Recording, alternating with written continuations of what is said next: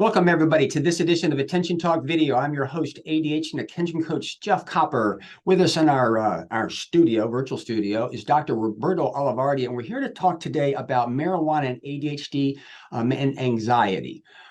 This is a real kind of an interesting topic because anxiety is like one of those things that people talk a lot about. I think there's different sources of it, which we won't spend a lot of time, but I get a lot of people saying that the marijuana helps with my anxiety. Can you talk to us a little bit about that? Sure. So we know that, first of all, about 30% of people with ADHD have either an anxiety disorder or significant symptoms and traits of anxiety. So it's something that is highly comorbid with ADHD. And we know that cannabis is one of the most, or one of probably the most widely abused substances for people with ADHD. And patients will say, yeah, smoke weed, do some cannabis, and it reduces my anxiety. Therefore, wouldn't that be a treatment? Isn't that a good thing? And I don't argue with them that it may reduce their anxiety in that moment. And it doesn't mean that it's necessarily a good thing for them in the long term. And this is particularly true for developing brains, for Mm-hmm. any brains before the age of 27 or 28. And the reason for that is that what cannabis is doing is it's basically kind of putting a band-aid on the anxiety, but it's also impairing functions in the brain. Interestingly, the people with ADHD are already vulnerable to those executive functions in the brain to kind of move from, let's say, if somebody is feeling anxious, in order to practice certain skills to learn how to cope with things, for which is very different than, let's say, if somebody is taking an antidepressant medication. Is not meant to numb them. It's meant to basically achieve a certain level of clarity that then enables somebody to practice skills, to reflect on the Mm-hmm. thing that might be making them anxious, to develop coping strategies. And that's not typically what I hear from my patients who will say that they use cannabis and then their anxiety is sort of like numbed out. They're not Mm-hmm. sort of learning from that kind of experience, because the cannabis over time, what it's doing is actually impairing their ability to learn from these kinds of situations.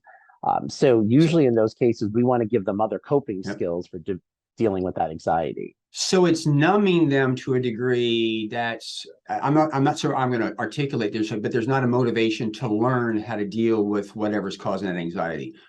So Exactly. I want to this this is just a model to kind of help people explain it. I had a conversation with Dr. Sharon Saline one time. She talked about worry, when you worry in your mind. And if you have a lot of things that you need to remember, a lot of things that you need to remember, and you remember them and you forget them and you remember them and you forget them and you remember forget them, that can be a working memory issue. And so a lot of times there's lots of different anxieties, but often anxiety sometimes is the physical manifestation of worry.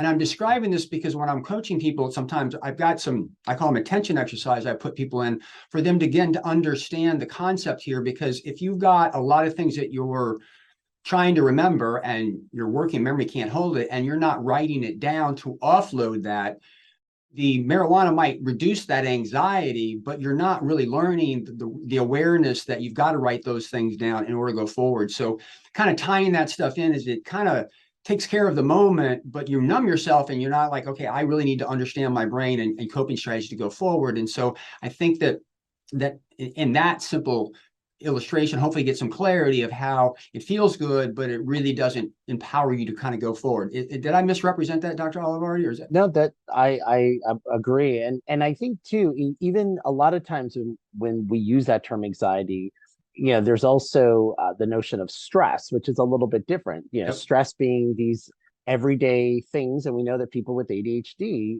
part of ADHD is it can lead to a lot of stressful situations due to poor executive Yep. functions.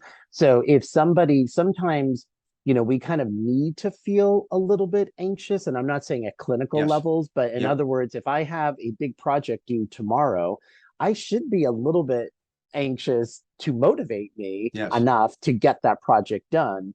And so a lot of times, with people who will report that, they use cannabis as a way of just not feeling that stress, but that's not activating them Yep. to maybe pay attention to what that stress is alerting them Yeah. to do. I want to share a story to kind of illustrate that again. As an athlete, a swimmer, when I was in high school, I qualified for U.S. Nationals, went to Olympic trials in '80, and was go to nationals winter and summer, and then NCAAs. And over the years, the first couple of years, I was very nervous when I showed up, but it got to be more routine. It got to be less. And it was interesting because I was actually beginning to try to get stressed out a little bit so I could get excited about the race. It sounds kind of funny, but I started drinking coffee that way because I would perform level better with a little bit of anxiety. And I just shared that as a way to kind of communicate, because what Dr. Olivardi says is too much stress is bad, but a little bit of stress can be good in the right situations. Yeah, it can be very activating Yep. in that way. And again, I'm not saying that people should be okay with having panic Yep. attacks or being riddled with obsessive thoughts and worry.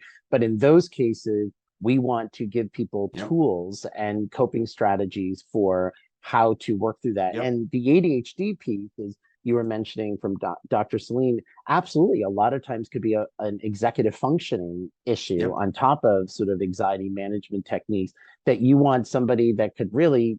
last them a lifetime. So again, the purpose here was really educate our listeners out there. It feels good in the moment, but we wanted you to understand the backside of kind of what's going on, so you have self-awareness, which is an executive function. And emotionally, you can maybe down-regulate because it feels good to gravitate to those to solve the problem right now. But it does take a bit of awareness to pause, shift your emotions, and to self-regulate and maybe engage your thinking mind and kind of going forward. So with that, Dr. Olivardi, thanks for coming on the video. Thanks for having me. If you're new to our channel, please hit the subscribe button because we release a tip each week. For our existing listeners, please comment. What do you think? Something to add? Always enjoy that. And for those that are so being, we do this for you. We'd certainly appreciate supporting our channel. Just hit the thanks button below. And with that, we hope you've enjoyed this edition of Attention Talk Video. Take care.